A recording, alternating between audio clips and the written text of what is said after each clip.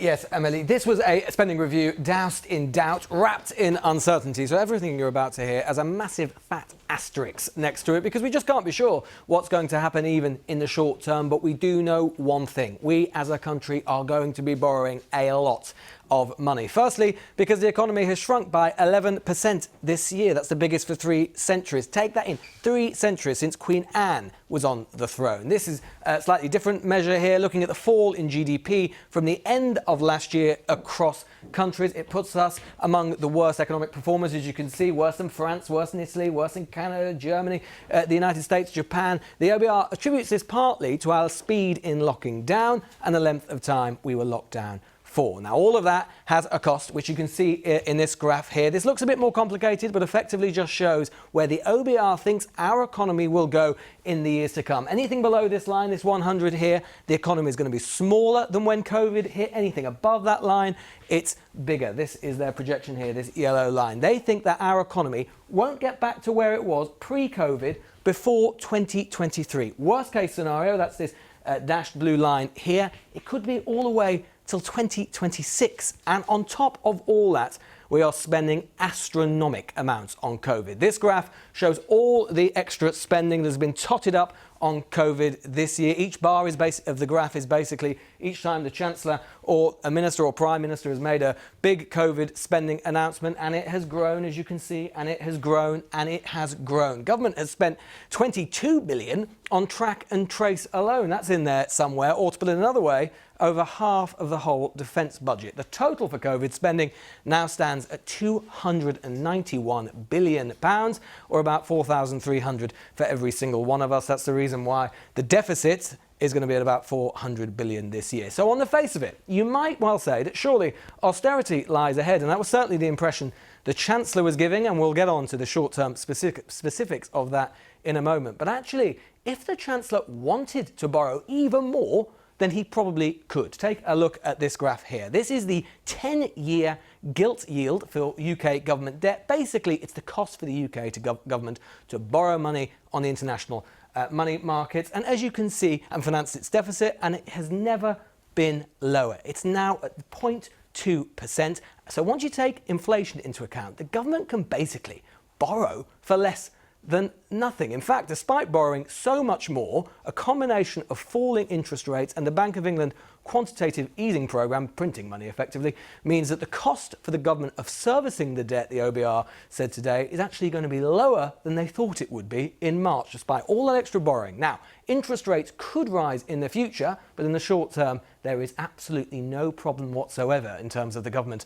financing its debts. But despite this, as I say, there were hints of belt tightening to come in this spending review. Core departmental spending minus COVID is actually going to be £10 billion less generous than the Chancellor announced in March, so potential cuts to come. And there was no mention either of welfare today in the spending review. Universal credit was topped up by £20 a week when the pandemic hit. The Chancellor didn't say if that would be extended. And if not, that's going to mean millions of families losing about £1,000 a year at a time when the OBR says unemployment could hit 2.6 million by mid-2021. And finally, public sector pay. The Chancellor announced a partial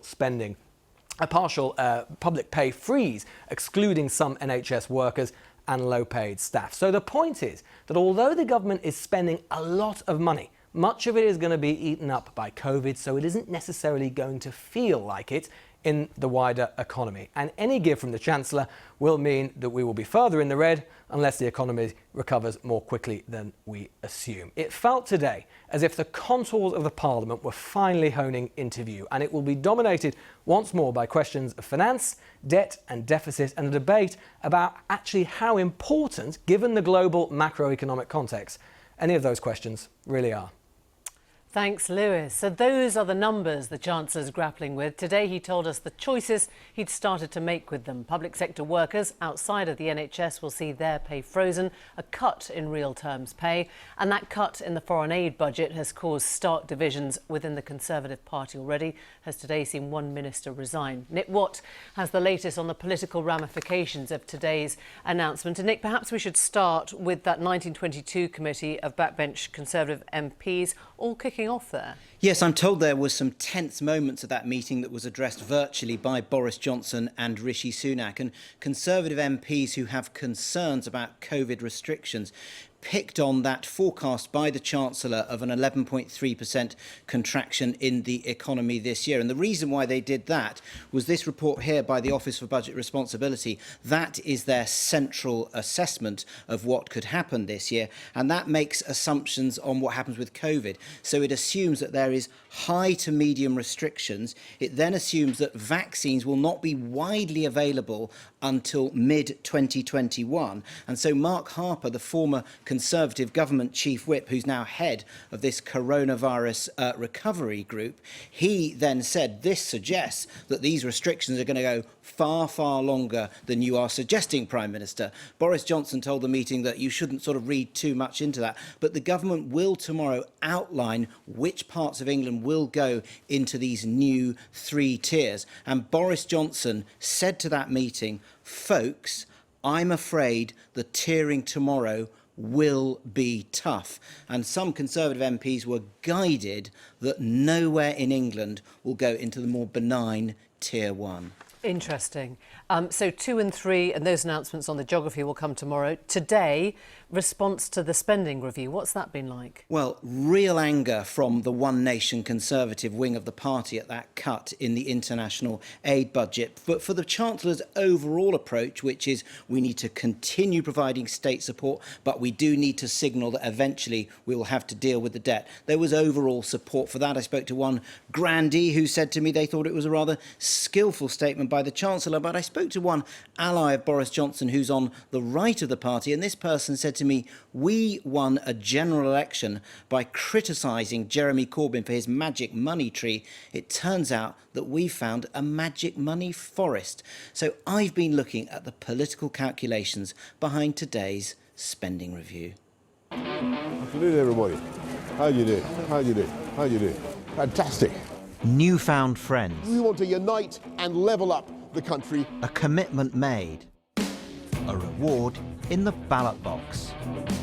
And a year later, Rishi Sunak delivers for those red wall voters with a £4 billion levelling up fund. Chancellor. Almost exactly the amount saved by cutting the aid budget from 0.7% of national income to 0.5%.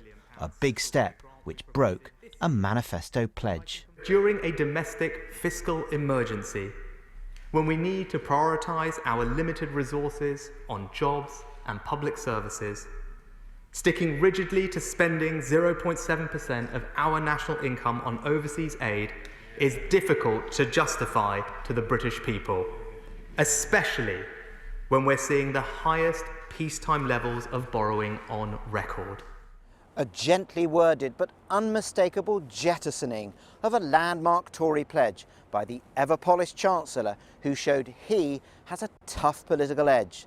The next general election is never far from Rishi Sunak's mind, as he held firm with the Conservatives' new red wall voters with that cut in the aid budget that is unlikely to be mourned in the party's new seats, but was deplored by more traditional One Nation Conservatives.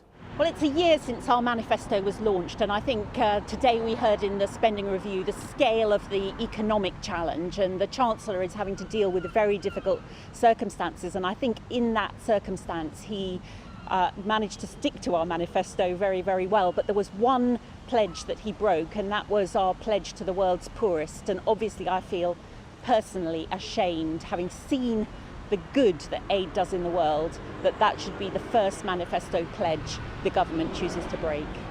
A veteran Tory understands the decision. I recognise that we do a lot of good with our aid budget, and I share some of the concerns of my colleagues, but the reality is we're asking the general public here, my constituents and those up and down the country, to make great sacrifices. And I think that when we're asking them for those sacrifices, I think they will expect, and I know they will expect from talking to them and from my inbox, that the cuts are across the board. Labour believes the Chancellor has made a big mistake. This is a really shameful day a shameful day for Britain in the world, but a shameful day for the Tories. They've got their own backbenchers speaking out about it. Even the Archbishop of Canterbury has said how shameful this is.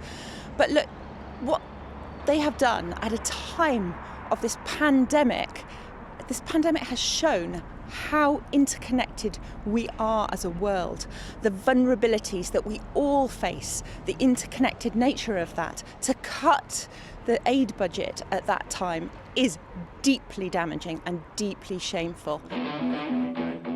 Hope I don't screw this up.